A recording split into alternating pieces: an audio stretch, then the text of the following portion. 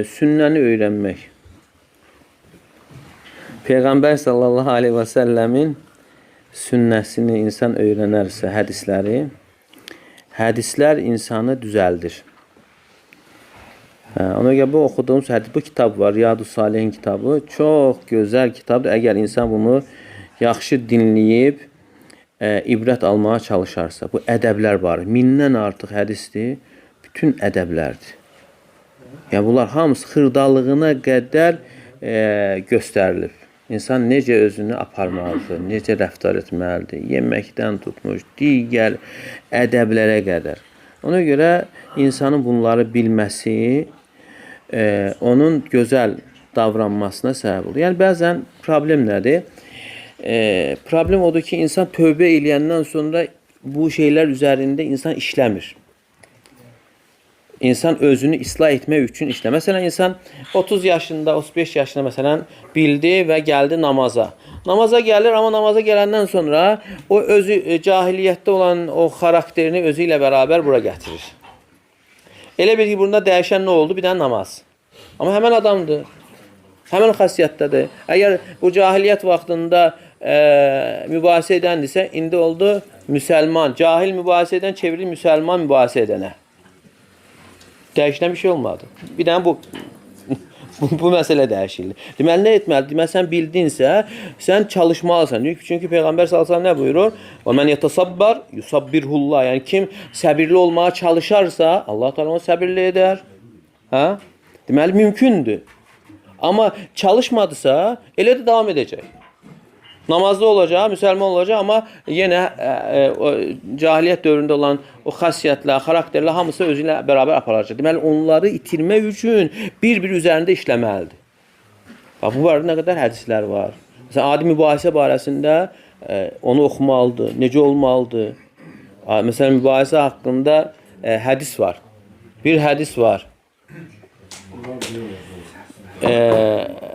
Peyğəmbərimiz sallallahu aleyhi və səlləm buyurur ki,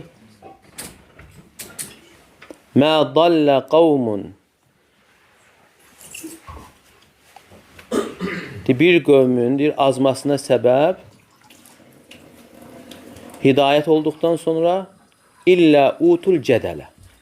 Onlara mübahisə verilməsi olmuşdur. Cədəl əsas boş mübahisəyə deyilir. Mə dallə qavmun bə'də hudən kənu aleyhi illə utul cədələ. Fikir verin. Deyir ki, insanın hidayət üzərində olduqdan sonra, demir hidayət olmadıqdan, olduqdan. O demək ki, insan hidayət üzərində olur, gedir. Sonra o hidayətinin itməsinə səbəb onun boş mübahisələri olur. Deməli, nə qədər təhlükəlidir. Və həmçinin Ömər ibn Abdüləziz rahimehullah deyərdir ki, mən əksəral mira, əksərat tənəqqul. Yəni, kim deyir, mübahisəni çoxaldarsa, onun haldan hala keçməsi də çox olar. Deməli, çox fikir verən, çox mübahisə edən insan gündə bir halda olur. Gündə bir mənhəcdə olur. Təkfir, nə bilim, oradan ora, buradan bura. Səbəb nədir insanın hoppanması? Əhlüsün neydi? Hoppandı ora. Mübahisə eləməsi. Artıq mübahisələr insanın qəlbində nifaq yaradır və həmçinin insanın halının dəyişməsinə səbəb olur. Ona görə insana bizə tələb olunan nədir? Bildin, əməl elə. Bilib, əməl eləmək. Və burada elə bir məsələdir ki, bunun üçün belə geniş məsələlər oxumağa ehtiyac yoxdur ki. Hamı da bilir ki, yəni, insanın xətrinə dəymək yaxşı şey deyil. Və sən özünə istədiyini başqasının üçün istəməyin və özünə istəmədiyini başqasının üçün istəməməlisən. Bax, budur, yol budur. Yəni, bu da adidir, bunu nə var bilməyə. Amma çox var nədir? İnsan ya bunu bilməməzlikdən gəlir və yaxud da bildiyi halda məhəl qoymur və nəfsi üçün yəni, hərəkət edir. Bax, fikir verən Peyğəmbərimiz sallallahu aleyhi və səlləm buyurur ki, Mən aradə ən yudxaləl cənnə və yuzahzaha anin nar. Kimdir cəhənnəmdən uzaqlaşdırılaraq cənnətə daxil edilmək istəyirsə, bunu istəməyən varmı? Və mən əradə ən yuzahzaha anin nari və yudxaləl cənnə. Cəhənnəmdən uzaqlaşdırılaraq cənnətə daxil edilmək istəyirsə, yuzahzaha nə deməkdir? Yuzahzaha ağır bir şeyi yerindən itirməyə deyilir. Yəni o deməkdir ki, insanın cəhənnəmdən uzaqlaşdırılması asan məsələ deyil. Ona görə o söz istifadə olunur. Zəhzəhə. Quranda da keçir. Fəmən zuhzihə anin nari və udxiləl cənnət fəqad fəz. Kim cəhənnəmdən uzaqlaşdırılaraq cənnətə daxil edilərsə artıq nicat tapmışdır. Yəni qələbə çalan, zəfər qazanan odur. Yəni başqa futbolda qələbə çalan o birisi deyil. Qələbə çalan oranı qazanandır. Deməli, burada fikir verin, nə gəlir hədisdə? Yenə təkrarlayam ki, məsələyə diqqət yetirək. Mən əradən yüzəhzihə anin nər və yudxaləl cənnə. Kim cəhənnəmdən uzaqlaşdırılaraq cənnətə girib daxil edilmək istəyirsə, şərtlə gəlir. Və buyurur ki, fəl tə'tihi məniyyətu və hu yu'minu billah vəl yevmil axir. Onun ölümü gəlsin, iman gətirdiyi halda, Allaha və qiyamət gününə inandığı halda və insanların onunla necə davranmasını istəyirsə, o cür davranaraq dünyasını dəyişsin. İki şey gəldi. Fikir ver. Yəni, nə qədər əməllər var da cənnəti qazandıran. Amma Peyğəmbər sana nəyi vururlar? Əsas iman. Əgər cəhənnəmdən uzaqlaşdırılaraq cənnətə daxil edilmək istəyirsə, Allaha iman gətirdiyi halda, qiyamətə inandığı halda dünyasını dəyişsin bu iman üzərində və bir də necə olmalı onun əxlaqı, davranışı, insanların onunla necə davranmasını xoşlayırsa, özü də insanların odur. Əgər istəmirsən, insanla səni mübahisə eləsin, sən eləmirsən. Və səni acılasın, sən də acılamırsan. Və kimsə səni keçsin və sən keçmirsən. Bunlar mı? Bunu bilmək üçün belə geniş, belə universitet qutarmaq lazım deyil.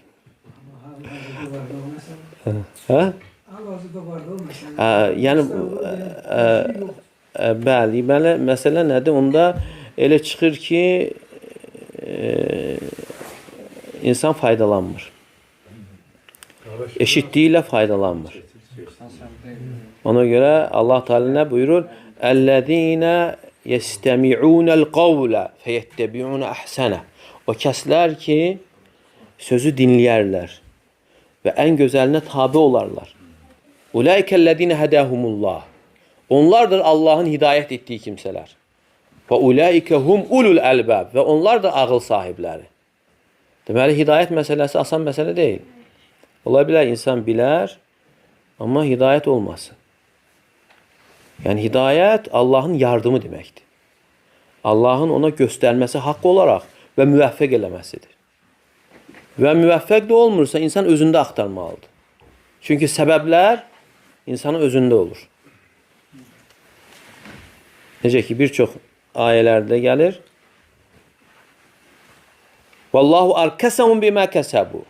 Onlar qazandığı günahlara görə Allah Teala onları təpəsi aşağı çevirdi. Allah hidayətinin alınmasının səbəbi nə oldu? Etdiyi əməllər.